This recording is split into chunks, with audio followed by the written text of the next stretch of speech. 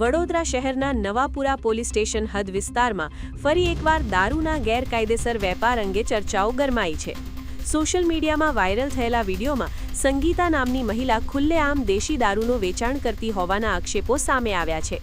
ખાસ કરીને માર્કેટ ચોકીની પાછળ ચાલતા આ કથિત ખુરશી પ્રોગ્રામને લઈને સ્થાનિકોમાં ભારે ચર્ચા છે। એક બાજુ રાજ્યમાં આચાર સંહિતા લાગુ હોવા છતાં આવી પ્રવૃત્તિઓ ખુલ્લેઆમ ચાલે છે, જે કાયદા અને વ્યવસ્થાને લઈને ગંભીર સવાલો ઊભા કરે છે। સ્થાનિક લોકોમાં એવી ચર્ચા છે કે આ પ્રકારનું વેચાણ લાંબા સમયથી ચાલે છે અને વારંવાર વિડીયો બહાર આવવા છતાં કડક કાર્યવાહી થતી નથી। તાજેતરમાં વડોદરા શહેરમાં સ્ટેટ મોનિટરિંગ સેલ દ્વારા કરોડો રૂપિયાનો દારૂ પકડાયો હતો, જે બતાવે છે કે શહેરમાં દારૂનું નેટવર્ક હજુ સક્રિય છે। આવા કેસો વચ્ચે નવાપુરા વિસ્તારમાં વાયરલ થયેલો આ વિડીયો પોલીસની કામગીરી અને દેખરેખ પર સીધો સવાલ ઊભો કરે છે।